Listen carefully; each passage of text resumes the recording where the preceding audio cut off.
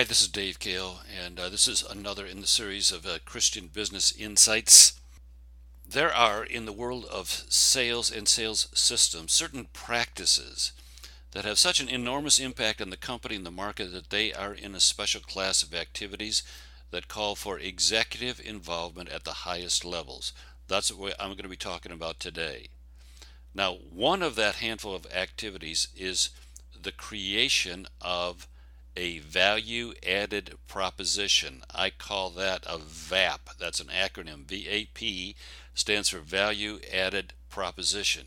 Now, a VAP can be known by other names. Some people call it an elevator speech. That's very similar. But basically, it's a set of words that's crafted with great care and thoughtfulness.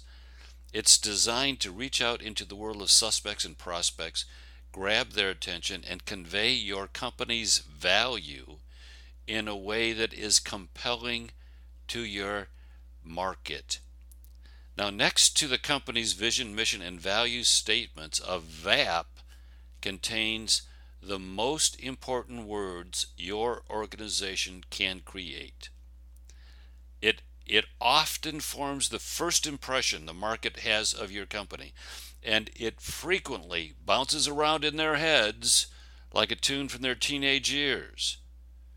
So here's 3 steps to preparation. Number one, I often recommend my clients start with one side of one page, and you can do this yourself or you can do it in a team. You fill it up with answers to these kinds of questions. Write them down. Who are you? I mean, as a company, who are you? What do you do? What do you do well? What problems do you solve? Why should anyone care? What difference does that make to your market and to your potential customers? Why should someone do business with you? And so you answer those questions and you fill up a page with thoughts, and then you edit them down into a coherent 2 or 3 paragraphs that convey your unique set of strengths and competencies to the folks out there in the market who would benefit from them. Now, when you finish that, so that's one side of one page. Now you reduce that one-page document. So you start with what you have, and you reduce it down to one paragraph. Think about 100 to 250 words that reduce it and powerfully convey your company's primary benefits to the people in your market. Now, when you've completed that, you're still not finished.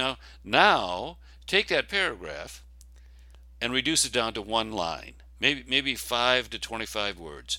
Now, this takes some serious and creative work. You can do it in a session, but probably it's going to take weeks to refine your company's unique value to the market into a powerful and pithy set of words.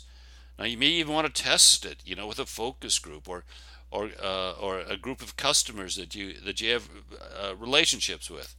So it's worth it, though. You have 3 versions. The one-line version. Now, that one you can add to every ad, every web page, every piece of marketing collateral. It can form a tagline on your email signatures. It can become part of every salesperson's banter.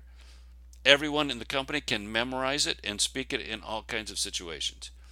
Every time someone hears it or reads it, you're making an intentional impression and forming their image of your company in their minds. That's the power of that one-line version. The one-paragraph version can appear in letters and emails and proposals, as well as in marketing brochures and web pages. Any situation where the customer or the prospect has a bit more time, the one-paragraph version provides him or her with a bit more substance. The one-page version can be posted throughout the company, can be hung in company lobbies and lunchrooms, should be added to the company's orientation materials, should be shared with every vendor and every good customer. Now, while the focus is on communicating your unique set of strengths to the customer in a way that makes practical sense to him or her, this VAP has another just as powerful function. Think of it as a tool that reaches out into the market and conveys your image to them and entices them to think of you in a certain way as a possible source. So it reaches out into the market, but at the same time, this tool, this VAP, reaches inward into your organization and forces you to become who you say you are.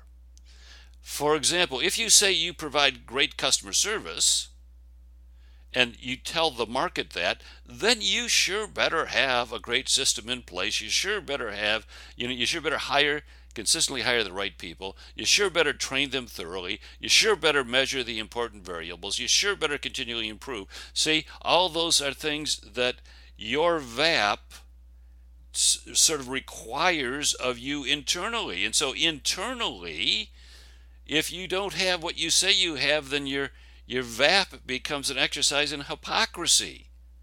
You must do what you say. You must become who you say you are, or the market will punish you. Now, I saw a great example of this a number of years ago. I was driving to my office from my home, and my route took me past a number of fast food restaurants and diners. And one day, I noticed a big banner hanging from the front of Denny's restaurant. It said, big banner said, breakfast dash 5 minutes or it's free. Now, I recognized it immediately as the one-line version of their VAP. Somewhere in the halls of Denny's headquarters, an executive team probably met to determine their unique blend of strengths and competencies and to translate those into benefits for the customer. And this sober analysis may have gone something like this, and I'm just imagining this. But they could be saying something like, in a world of lots of competitors, how do we stand out? Honestly, our food is average, our prices are ordinary, our restaurants are acceptable. Why would someone give us a try rather than the competitor down the block? And I would think that at some point they soberly considered that in a team, or maybe bunches of team meetings and so on. And ultimately the answer bubbled up. Why should someone consider us? Because we're fast. So we're fast morphed into, quote, breakfast 5 minutes or it's free on a banner in front of the restaurant. So I decided to give them a try, and I made a point of stopping in for breakfast. And I noticed that when I ordered, the server looked at her watch and wrote down the time of the order on her order pad. She then reached into the pocket on her apron and handed me a stopwatch. I said, okay, you're on. So I clicked the stopwatch, and I waited for my breakfast. And sure enough, it appeared within the stipulated 5 minutes. And I noticed the server looking at her watch and noting the time that she delivered it on the order form. Now, let's just think about how this worked. Their VAP had reached out into the world and enticed me to try them. But just as importantly, it sent tentacles into the organization's operations and shaped them to be who they said they were. I suspect that some items came off the menu and others were added as a result of them claiming this 5-minute value added proposition. I know that new order forms had to be printed. They had to have a place for the order time, delivery time. So they had to print new order forms. They had to take some items off the menu, put others on. Of course, they had to invest in stopwatches, and they had to train the wait staff in the new procedures. I suspect that there are some short order cooks who no longer work at Denny's because they could not perform to the requirements. So you see, the VAP impacted the company in two ways. First, it served as the initial foray into the market. It established an image in the minds of the suspects and prospects of the world and enticed them in with a unique benefit. Yours can do the same thing. But it also reached back into the operations of the organization and caused change in the people and the products and systems in order to shape the organization into becoming what they proclaimed they were. Now, that's the impact of a well-conceived value-added proposition. And it is why a value-added proposition, a VAP, is the second most important words a business or organization can create. Okay? Bye bye.